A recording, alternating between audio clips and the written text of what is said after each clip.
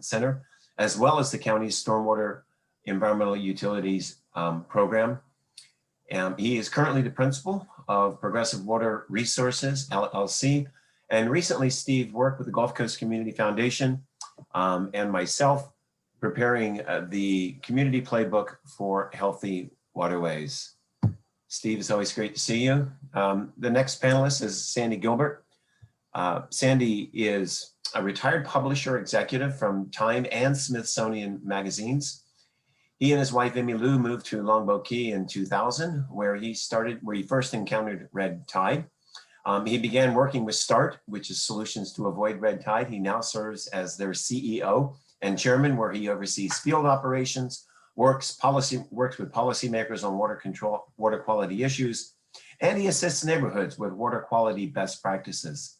Since moving to the Suncoast, Sandy has served as president of the Longboat Key Public Interest Committee, chairman of the Longboat Key Planning and Zoning Board, a columnist for the Longboat Observer, and on the fun side, he lives in the meadows where he plays golf, he paints with acrylics, and he enjoys cooking gumbo, pork roast, and chicken cacciatore. And finally, Dave Tomasko. Dr. Tomasko has over 30 years experience in water quality assessment and the development of science-based natural resource management plans in the coastal waters of the Gulf of Mexico, as well as the Caribbean, the Far, and the Middle East. He's currently the director of the Sarasota Bay National Estuary Program, returning from after 20 years when he was first hired there as their first scientist back in 1990. And that's when I first met Dr. Tomasko and worked with him then as I was on the Citizens Advisory Committee of the Sarasota Bay National Estuary Program. He's previously the manager of the environmental section of SwiftMud. He's worked at state and federal agencies as well as private, not-for-profit and for-profit organization. He finished his postdoc position at the University of Texas Marine Science and Institute, and he holds a PhD in biology from USF, a Master's of Science in Marine Biology from the Florida Institute of Technology, and a Bachelor of Science in Biology from Old Dominion.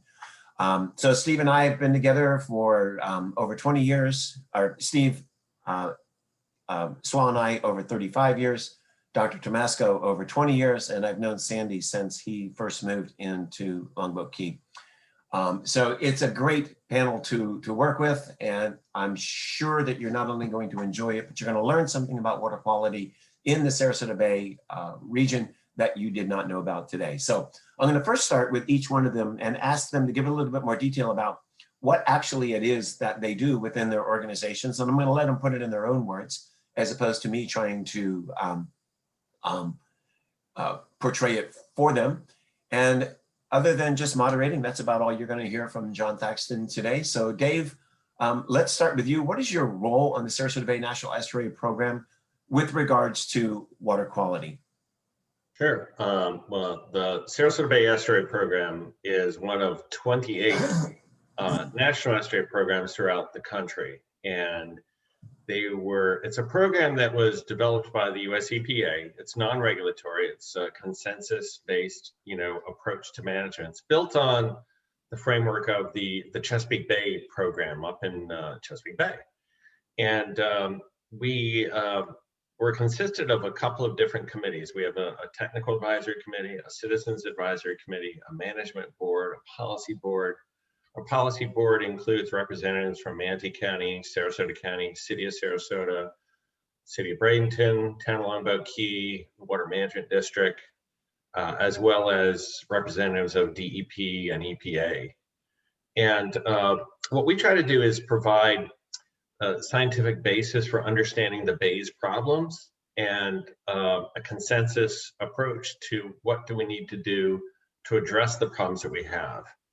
And particularly with water quality is something we're incredibly focused on right now, because Sarasota Bay, which was one of the best estuarine restoration recovery success stories on the planet, has really kind of slipped in the last 5 to 7 years. And so we're trying to kind of reboot the system to be the success story that it used to be. So I work with a great staff. We have just 5 people. We're a small little group. We're what's called a special independent district. So we're kind of a self-contained entity. that works with the scientists, engineers, policymakers, state agencies to try to come up with what are the best ways for us to manage Sarasota Bay. And our general theme is we were a success story. We're going to be a success story in the future. But if we're not careful, we could be the next Indian River Lagoon. And that sounds a little scary, and it should be, because that is a potential scenario. So we don't want to be that way. We want to be the way we used to be. And for us to do that, we have to have a good science-based management paradigm that then is followed through with action. And we need to do a lot. We need to do it over a short period of time. I'll just end with that, I think. Yeah, thank you, Dave. And you did remind me of something that you said. I remember when we were first lobbying for the Sarasota Bay to be part of the National Estuary Program, Washington EPA said, well, why would we want to have you in our program? Because your bay water quality is still pretty good, where many of the other bays that were in the program were disastrous. And just exactly like you said, they let us in because it could be an example of how not to go into this disastrous state and prevent it front. So yeah, thank you very much. So Sandy, let's talk a little bit about START. When START first began and when I first met you, I remember it was a lunch somewhere up on Longboat Key, and I was kind of interested in your group and your organization. And of course, you stole the show with your personality and your passion. But START has come a long way since just really focusing on red tide. So why don't you describe the expansion of that work into working with neighborhoods and governments and public policy and all the other really cool things that you do. Thank you. We're a citizens-based nonprofit organization. We've been around since 1995. Our mission is to reduce the excess nutrients in the waterways that feed red tide and other harmful algal blooms. And we do that in 3 ways. We have a public education segment or program, kind of like today, talks that people can hear and learn about water quality. We have our Red Tide and You presentation, which is unique, not only because it explains what red tide is, but most importantly, it shows people that it isn't just the government's job to take care of the nutrients in our waterways, but in fact, we show them ways they can lower their nutrient footprint and be part of the solution instead of the problem. The second thing we do is we work with policymakers when they are working on water quality issues to try to move them forward. At the federal and state level, that's clearly Lake Okeechobee. We want to see that process. There are a number of programs going on there, but we want it moved faster. We want that water kept out of our waterways and put in reservoirs and flow through marshes like where it belongs. And thirdly, which is what I'll talk about mostly today, is our own water quality programs and projects. What do you prefer, John? Should I go into those now or work them into our discussion as we go along? Yeah. What would you prefer? Yeah, let's work them into the discussion because you'll get plenty of chances to do that. And I think it would be more appropriate a little bit later. And whatever, just don't let me forget, Sandy, because it's really important what I know you're about ready to say. And I know it's going to hit home with the League of Women Voters audience, because it's really something that they can grasp onto and be actionable today at a personal level. So let's move first then to Steve Swalls. Steve, I guess the big question here is, how does a private for-profit consulting firm such as yours contribute to improving water quality in our area? What role does the private sector play? Yeah, hi everyone. I, like Dave, have spent my career in both the private and public sector, but mostly in the private. And I think that in thinking about the question, I think the private sector, and it's not necessarily the private engineers, but our clients are more apt to take risk, to try things that are more innovative that maybe government can't do at times, and take research from the universities and take it from the lab to actually scale and try to implement those kind of innovative projects. And I've been really fortunate in my career in working, in water supply, water conservation, water quality, floodplain management, and watershed restoration, but also been able to find people both within government when I worked there and in the private sector that were willing to take the risk and try something new and innovative. And that's really how I think we can move the ball forward as we need to along the way. Thank you, Steve. Steve is a very modest, soft-spoken person, so I like to brag on him when I'm with him. The stormwater environmental utility that totally changed the way that the state of Florida looks at stormwater was Steve's inspiration. He was the one that devised the strategy and the approach, and I was fortunate enough to help him with that. But probably Steve's most renowned accomplishment is the celery fields. Steve conceptualized turning that wasteland into a stormwater treatment, stormwater storage, and wildlife area. And so he's not going to tell you that himself. So I'm going to take the liberty of doing it on your behalf, Steve. I need to invite you to marketing meetings, John. Yeah. And Mark? Yeah. So let's shift gears a little bit here to your individual agencies to talk about the current state of affairs in not only Sarasota Bay, but maybe a little bit on our brackish water creeks, such as Philippi Creek, North Creek, South Creek, Hudson Bayou, Whitaker Bayou, et cetera, et cetera, et cetera. Let me first start with Dave, and then Steve and Sandy, if you want to be prepared to chime in. Dr. Tomasko, how would you characterize the present state of affairs for Sarasota Bay and its accompanying Blackwater creeks? I really don't like saying this, but it's not good, really. Every single part of Sarasota Bay is impaired for something: nitrogen, bacteria, or oxygen. And that said, some of the state of Florida's criteria are a little bit silly, honestly. The bacteria, for example, can come from humans, come from dogs, come from cows, can come from birds, can come from decomposing grass clippings. And it's up to us as a community to find out where they're coming from, decomposing seaweed. But they are impaired. There are some issues that we need to work through. The oxygen criteria is a little bit silly as well. But there are real problems in lots of the bay. The metric that we've used for 30 years is seagrass coverage, because seagrasses are great little habitats. It's more than a plant. It's a place for fish and crabs and shrimp to live. They help to improve water quality. They help to stabilize shorelines. They actually offset carbon emissions. An acre of seagrass offsets about what a car does, They help to offset ocean acidification, do all these great things, but they need good water clarity. And water clarity declines with nutrients. And so from about 1988 to 2014, we had about a 30% increase in seagrass in that part of the bay from Siesta Key Drive down to Venice Inlet. So think Roberts Bay, Little Sarasota Bay, Blackburn Bay. Since 2014, that's gone.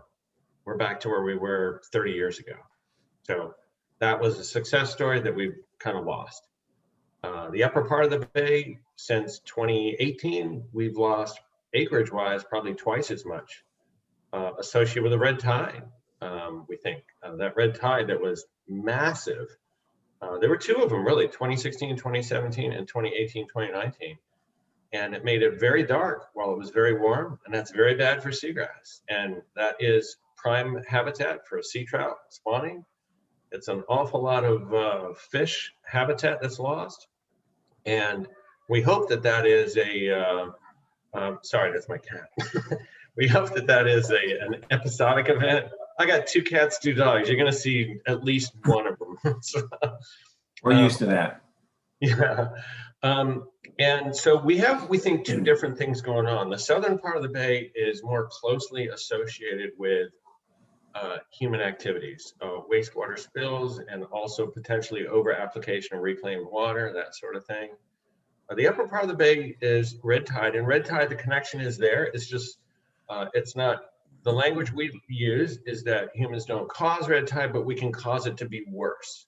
And why run that risk? But yeah, unfortunately, we used to be a success story, and now we're probably back 30 years in the lower part of the bay and probably back to where we were 15 years ago in the upper part of the bay. We'll find out a little bit more in about a month or so, but it's not great. But on the other hand, we pulled it off before. You know, Sarasota Bay was not that great in the 1980s and 1990s. So we had a recovery back then. We're just going to have to do it all over again. Thank you, Dave. And I'm going to, in the next question, I'm going to start talking about the role of human-based nutrients and how they are compromising the natural systems. So Steve and Sandy, if you want to maybe start thinking about weaving some of that in to your response to the status of our Blackwater creeks and bay, feel free to do so. But before I go there, Dave, you used the term impaired numerous times. Can you just give a couple sentence reason why the people at this meeting should be concerned when you say that our water bodies are impaired? Yeah, I mean, there's the strict environmental view, which is impairment means there's a problem with water quality. And there is, whether your bacteria are coming from horses, cows, humans, birds, or decomposing seaweed, it's still bacteria, right? So that's the environmental issue. You lost seagrass.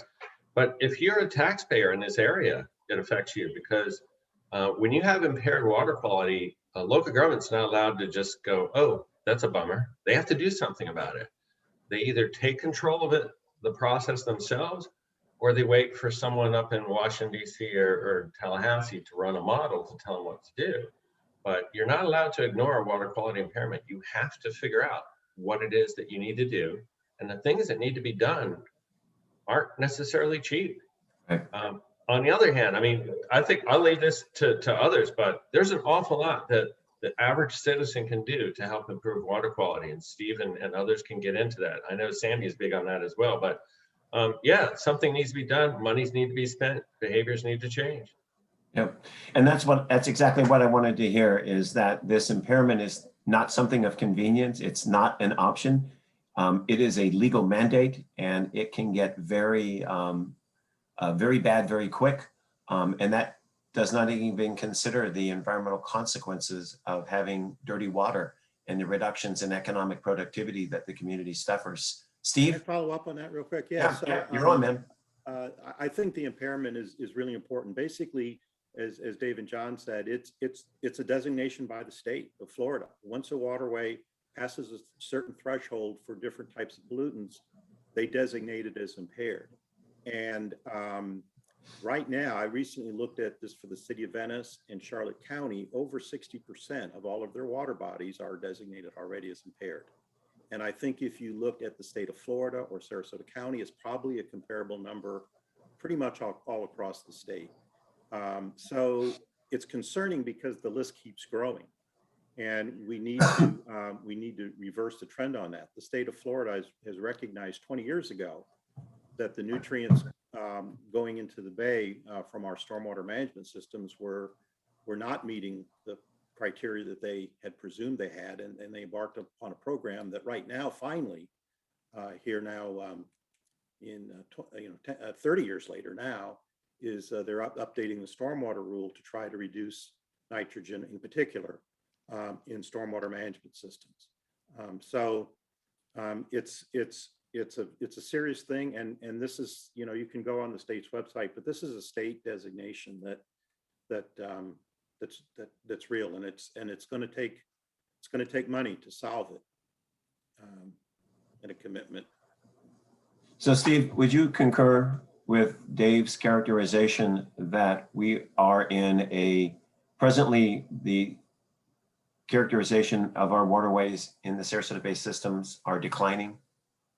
Yeah, and unfortunately, I would say it extends down past Sarasota Bay NEP into Charlotte Harbor and Lemon Bay in Sarasota County and down to Roberts Bay. It's not right. It's pretty much a countywide. Yeah, good point. Because as we all know, the creatures in our surrounding area, the water and the air, they really don't pay much respect to our jurisdictional county boundaries. They cross and integrate at will. Sandy, got something to add in terms of character? I do. There's Go no for it. question that it's a bad situation, but there is quite a bit being done, and I'd like to talk a little bit about that. First, in our case, and we're a small organization, but there's some things that we're doing that I'm very encouraged can begin part of the tide to turn. Basically, we do two things. We have some in-water bivalve projects with clams and oysters. These are known organisms that used to live here in much greater numbers. They water filter the water very well. And both our native clams and oysters also survive red tide blooms. So as a result, that is a nice start in working in the water to reduce some of the nutrients. For example, we're just restarting our oyster program, which is unique, where the restaurants collect shell from their diners. Waste Pro picks it up. We, instead of putting it in the landfill, we put it in the water to start oysteries. One oyster can filter 50 gallons of water a day. It's a small step, but it's a step. And we're very excited that that's back.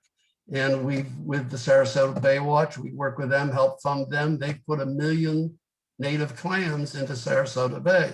This is very encouraging. However, you've heard the numbers. The Bay numbers are still way down. So we now turn to looking at stormwater. This is something that is a problem. We all know it's a source of nutrients in the Bay. And 95% of the stormwater ponds are not owned by the government. They don't have the money or really very much jurisdiction over private neighborhoods. So we're working with the neighborhoods to educate them with the NEST program in Sarasota, with Molly Holland with the county. What does a stormwater pond look like? Can I have that visual of that pond that I wanted you to show the folks? Put that up, let the people see what I'm going to talk about. Linda will put that up. Yeah, that's a stormwater pond that you look at and you say, gee, that looks pretty good. Water looks clear. There's nice grass right down to the water. Don't see any plants in the water or any algae. Boy, this should be terrific. And this, of course, is the problem. What's wrong with this pond is that it doesn't have any grass collar or low maintenance zone around its edge. So all its stormwater runs into the pond and all the nutrients and fertilizer with it. Worse, because the grass goes right to the water, they mow right to the water, and the lawnmower weight crushes the bank and it sends nutrients into the pond.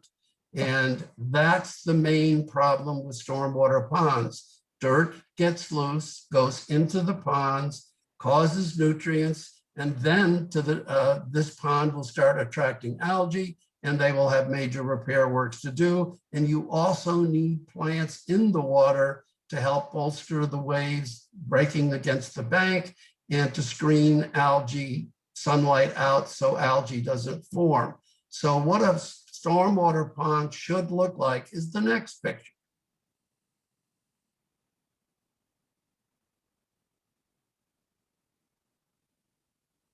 Let's give it a second, it'll come up.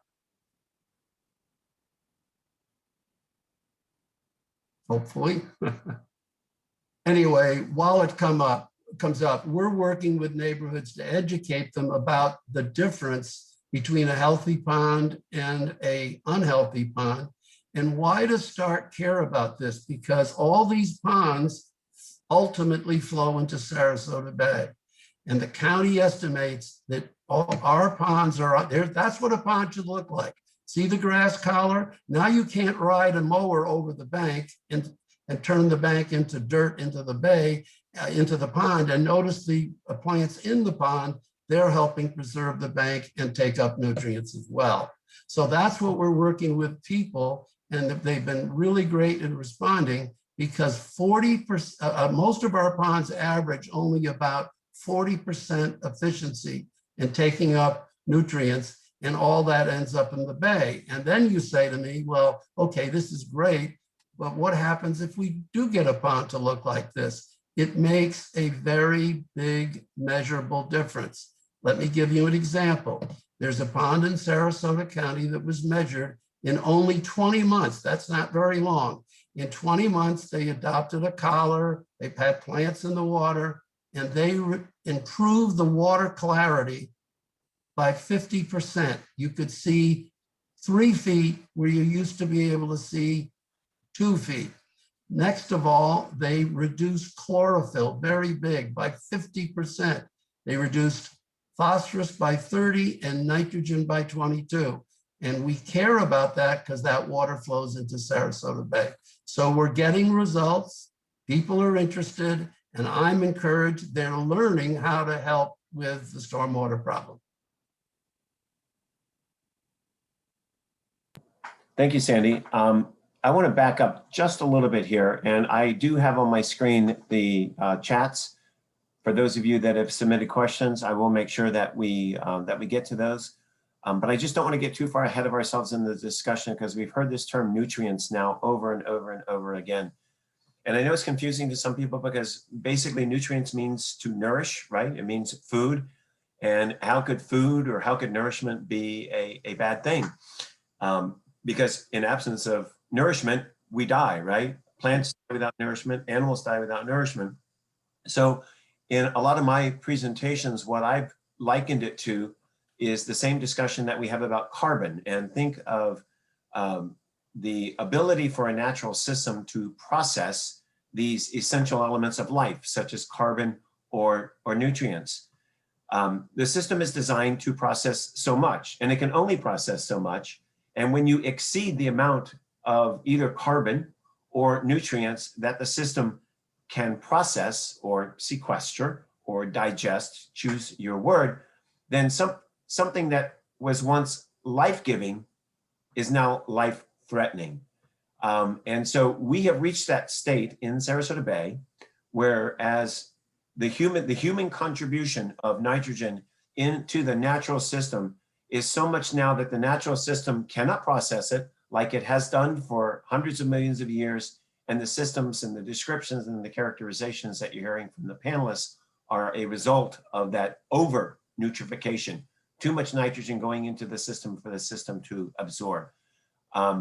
So before I move on, Steve or Dave, is there anything that you could add about this nutrient formula, this nutrient balance that would be important? No, I think you described it perfectly, and the food analogy works really well because, yeah, you need food to stay alive, but you don't need to be scarfing down 10 Big Macs a day, and that's kind of like where we are right now. We are overfeeding our bay with nutrients. We have too much algae, and you know, we need to cut back. We need to go on a nitrogen diet, just like, you know, some might need to go on a food diet. We need to go on a nitrogen diet. We have too much algae, and they will outcompete important habitats we have because they will get their nutrients straight from the water column. The plants that we have across the bottom of the bay, the seagrass meadows that provide habitat for fish and crabs and shrimp, they get outcompeted for nitrogen and phosphorus by these faster growing species. So yeah, going on a nitrogen diet.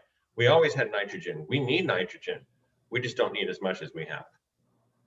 So Steve, what about phosphorus? I mean, we always hear a lot about phosphorus when we're looking at Lake Okeechobee and Kissimmee River and whatever. What's the deal with phosphorus in the Sarasota Bay system? Yeah, so we have a pretty unique hydrogeology where the soil is naturally rich in phosphorus in our region. You know, up in where they're mining it, it's at the surface. But in most parts of the state, you get outside of that region, it's called the Bone Valley geologic formation, Hawthorne geologic formation. The systems are very sensitive to phosphorus, and that's not uncommon in Lake Okeechobee and Kissimmee River Basin, that phosphorus is the pollutant that they're most sensitive to, and they really have to get those concentrations down. Here, they're naturally higher by maybe a factor of 4, and over the eons, the environment has adapted to it. But as a result, you probably don't need to be using phosphorus in your fertilizer at all because it's already there. And the golf course industry, I think, is pretty cognizant of that in Southwest Florida, that they don't need to be putting phosphorus on the golf course here because it's so rich in it. So that's the part about Florida. The hydrogeology is so diverse you know, from the Everglades to the Springs, to St. John's River, to the Panhandle. So it's hard to just make blanket statements about water in Florida or what's causing pollution. It's really region or site specific. To build a little bit on what Steve said, you know, he's exactly right. And if you get down to Biscayne Bay, they're phosphorus limited. So in our system, if I add phosphorus to the water, it's probably not going to be that problematic. Nitrogen will be. And in Biscayne Bay, if you add nitrogen, it's probably not going to be problematic. Phosphorus is, because it's specific to the geology that you have and everything like that. One of the problems, however, is when you have a whole lot of phosphorus, like you do in the Bone Valley Formation, then phosphorus doesn't become limiting, and you can get these cyanobacteria, because people have heard of like cyanobacteria blooms, blue-green algae blooms. These guys can make nitrogen out of the air. And that's one of the things that, you know, if we get into it, Steve is really good at as well. The nitrogen that can make an algal bloom is a nitrogen atom that's different than the stuff you breathe in. Now, if you're a scuba diver, right, you've heard of nitrogen narcosis or the bends. They're both due to the nitrogen content of the air, which is 78%. Breathe in, that's mostly nitrogen. So why doesn't this stuff in the air cause an algal bloom? Because it's not biologically available. And the whole key of like wastewater and stormwater is to turn the nitrogen cause an algal bloom into the nitrogen that's inert, floating around in the air. And that's how the city of Tampa did it in the 1970s. City of Sarasota did it in the 1980s. City of Palmetto did it decades ago. So there are ways to fix this. And hopefully we'll get into it, but there are ways to make the nitrogen that causes an algal bloom to become biologically inert, not a problem. So Sandy, we're gonna switch back and forth here, hopefully keep it lively and still cohesive discussion. But one of the questions that we got from one of our participants is that there seems to be a misconception in many of these communities that if they allow this low-no-mow zone and this emergent vegetation along the shoreline, that's going to lead to flooding and to mosquito control issues. So can you briefly describe how START and your outreach, how have you been able to overcome this misconception and be successful in having these homeowners voluntarily implement the emergent vegetation in low-mow zones? There are two objections to them. One is the look. Some people have seen them as very large, tall grass areas or areas in the pond that they don't like the look of. They're used to what a lake looks like up north, which isn't like a Florida stormwater pond. And the other one is cost. And we've been advised by all the neighborhoods that have successfully converted to the right kind of pond to, when you sell it, you may be an environmental organization, but do not sell it primarily on all the wonderful fish and birds that are going to come. You've got to relate to the HOA board that this is a cost-saving device. And the issue is, one, we get rid of the aesthetics problem by showing a picture like the one I showed of the good pond with a very low grass barrier that you're not going to object to. It's not going to block your view of the pond. And by the way, there's no cost to mow it because it's only 3 feet wide and you don't have to run a lawnmower over it. You can run it with a string trimmer or other things and blow the grass towards the land, not the water. So in terms of aesthetics, we've really gotten them used to, they don't have to be 8 feet tall to be effective. In terms of cost, how about these numbers?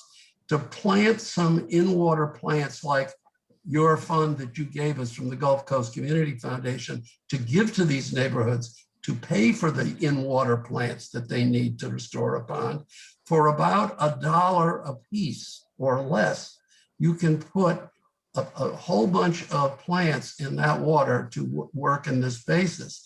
It costs about $1 to $2 a linear foot to line a pond with the right aquatic plantings. If you need to repair that pond bank, it's $100 to $200 a linear foot.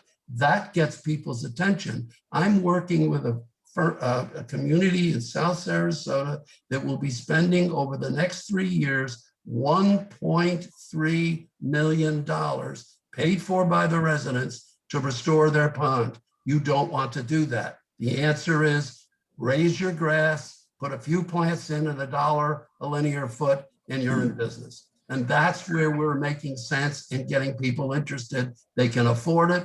They like how it looks. They want to be part of the solution, not part of the problem. Thank you, Sandy. Not to mention the fact that they're going to have these beautiful wading birds that are going to You got it. shorelines. And It's going to look great, but we don't Yeah. start there because we're told, I've been warned by the guys that have been successful. Stony Brook, Rivendell, these places that do not sell birds. You'll sell them once they get it, but it's about money. As I say, it's about dirt, water, and money. Do you want to spend a little now or a lot down the road? Thank you. So Steve, I'm going to shift over to you now. One of the questions that came in from our audience participants is pertaining to this rights of nature movement.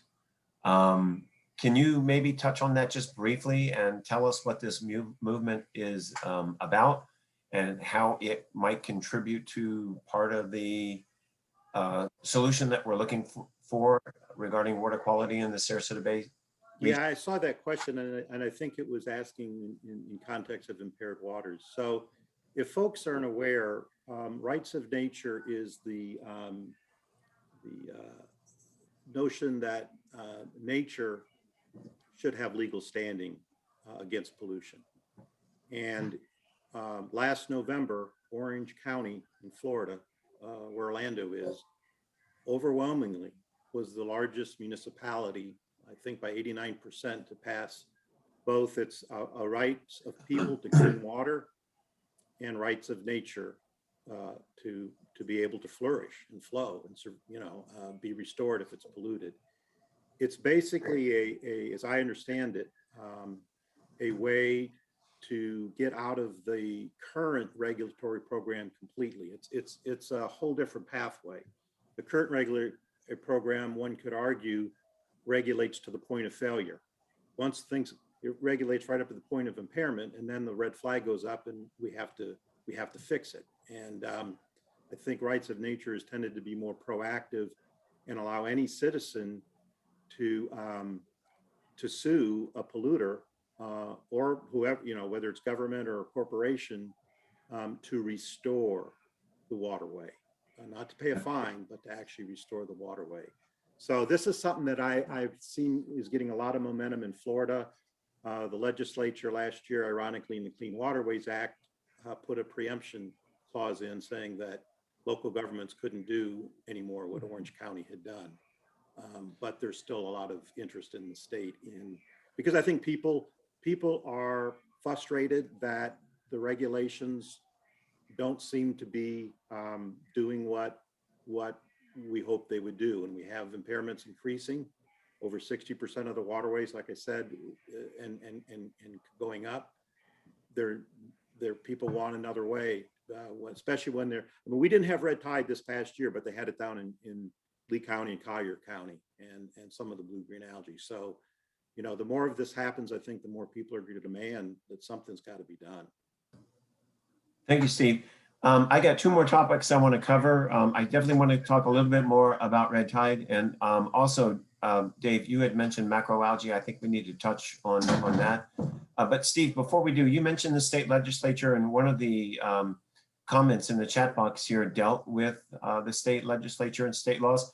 So you mentioned a preemption where it did not have a positive, potentially did not have a positive effect on water quality. Are you aware of other legislation that's pending this year that actually might improve local government or local communities or the state's ability to clean up our polluted waterways?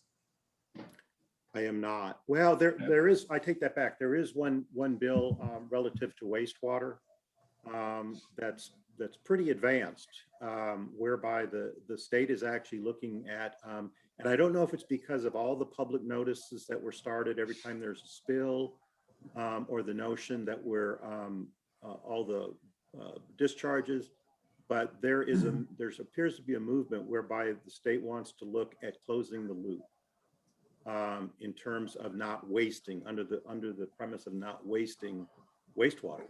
to actually treat it to a higher level so that it would become drinkable again. And the whole bill is, as I understand it, predicated upon that fact. There are a lot of pollutants of emerging concern, they call them, that are not tested for or regulated by EPA. Pharmaceuticals, some of the PFAs. This stuff has been going out in our reclaimed water in the environment for decades. This bill would conceivably say you have to remove those.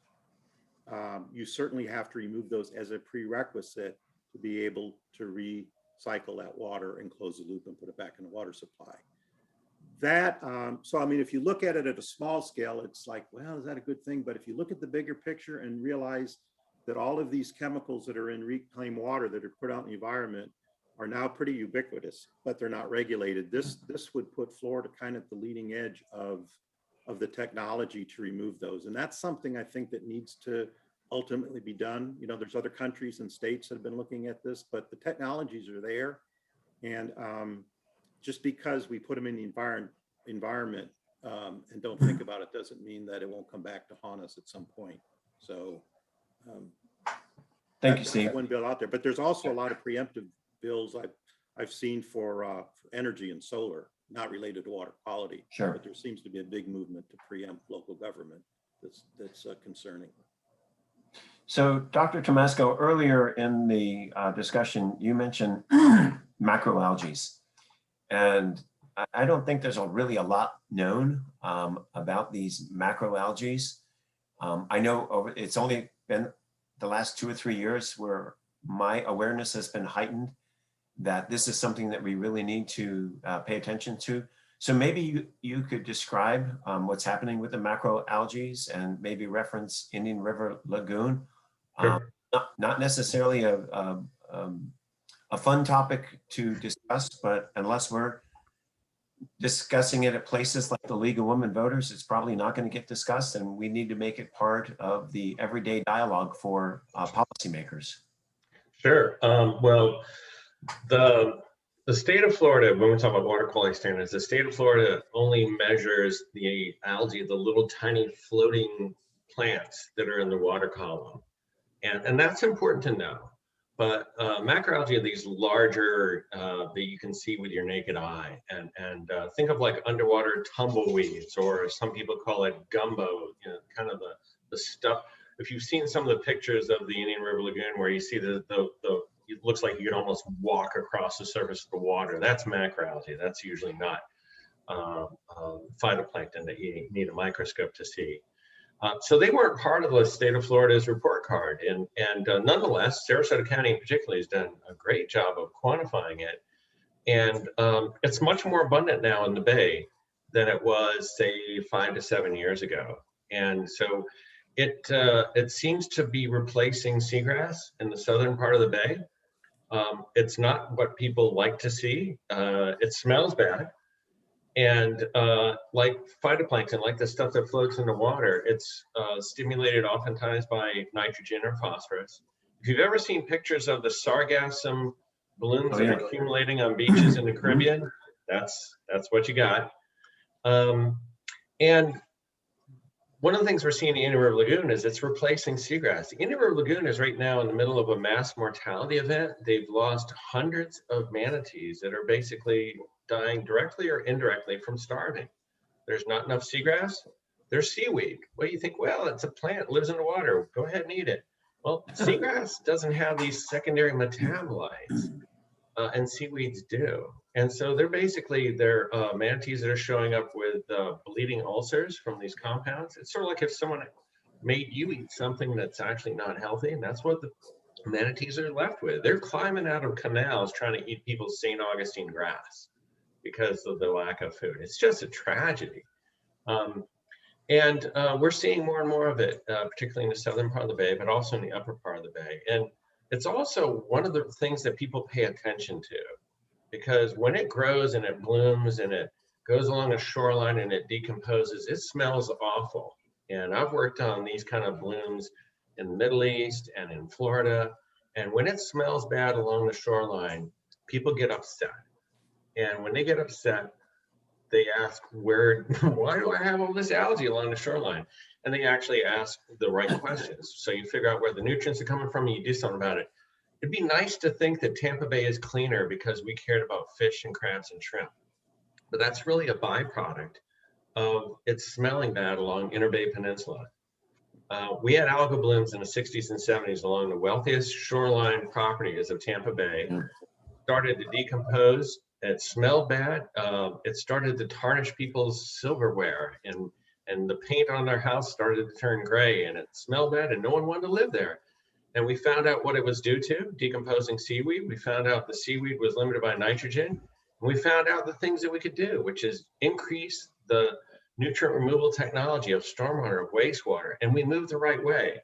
So that's apparently a lesson we have to learn all over again, because we must have forgotten it. And I think that's just human nature.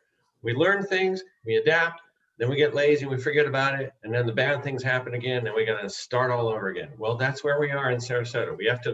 We're basically where Tampa Bay was in the 70s and 80s, and where we were in the 80s. That's where we are. And the good news is we turned it around once before. We're just going to have to do it again. So maybe we'll on red tide, but before we get there, maybe the three of you can put a little bit more meat on the bones, if you would, about what an individual citizen can do to improve water quality. Sandy, I'm going to let you go first because you've already kind of touched on this with the stormwater ponds. But if you could, just in a minute or so, leaving us a little bit of time to end with a red tide discussion, maybe you can just give us a couple pointers that the listeners on this Zoom call can do in their everyday lives that will ultimately lead to. A couple of things. One, my phone number is 217-5151. The reason you want that is we have a presentation every community should see. Red Tide and You. Starts out what it is, how it gets there, and so forth. But then I say in the middle of it, after we start looking at all the nutrients coming from different places, we say, did you notice the name of this presentation? It's called Red Tide and You. You knew red tide affected you. What I haven't heard up until recently is we have learned we affect red tide. And then we show them what the government's doing, what START's doing. And then we say, well, what about you? What can you do? You can fertilize properly, not into your pond. You can water properly. You can keep leaves out of your storm drain. I see people sweeping leaves into storm drains. The county tells me they think 35 or 40% of the nutrients in the bay are coming from leaf litter, grass, and leaves in the stormwater. So the net of it is even one person can do stuff that we all sort of know is good to do, like as a gardener, but we don't relate it to red tide and nutrients, and we should. And we tell them, this is what you can do as a person. You don't need the government to do everything. Thank you, Sandy. Maybe next time you can do it with a little more enthusiasm. Steve or Dave, you have something that just to follow up on that real quick, because I would build on that and say, and I think there was a question about native plants reducing. I would go even further and say building soil in your yard is critical, because that's how vegetation will grow with deeper roots and be more healthy. And here's the thing, and the organic farmers have known this forever. Nature's known it forever. Organic carbon, which is the biggest indicator of healthy soil, getting organics in soil, can process nutrients naturally. It has a way, like Dave was talking about, to pull the nitrogen out of the atmosphere and fix it for plants. And then once it's converted into ammonium nitrate, it has a way to denitrify it through natural bacteria, but you need healthy soil for that bacteria to exist. And so nature has, as John was saying, has figured out how to process nitrogen like the water cycle. It can exist as gas, liquid, or solid. And this process of denitrification is a way to put it back in the atmosphere and complete the cycle, kind of like evaporation with water. But you need healthy soil and the bacteria that lives in it to be able to process it naturally. So I encourage people to not just plant native plants, but try to get carbon. Plus you're sequestering carbon. And plus, organic material can hold way more amount of water, so it's much more drought resistant.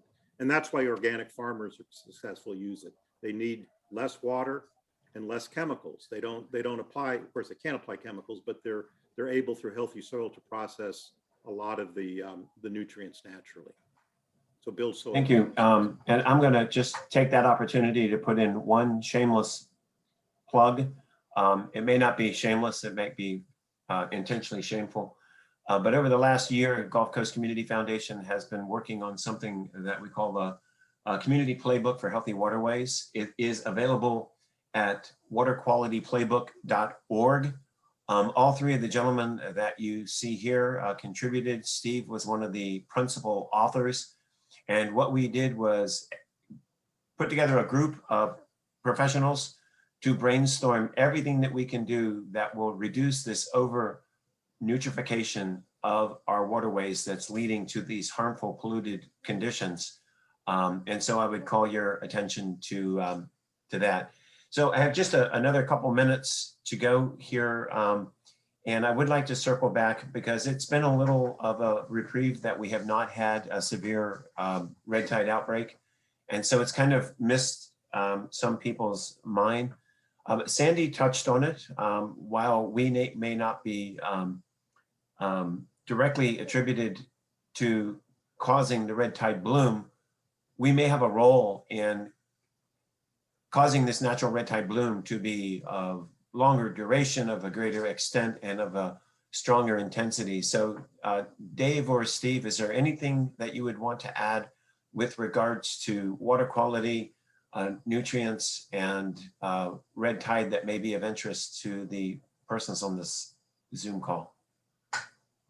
I would say, you know, people are very familiar with red tides, and it's very, some really good research by University of Florida folks have shown there's always been these two kind of extremes, and most people haven't been in either extreme. Some of them have said, oh, like red tides, the conquistadors talked about it, it has nothing to do with humans.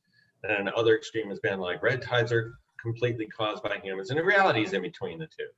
You know, we have had red tides. There's evidence of it in the fossil record. The conquistadors talked about it. We had a huge one in the 1940s.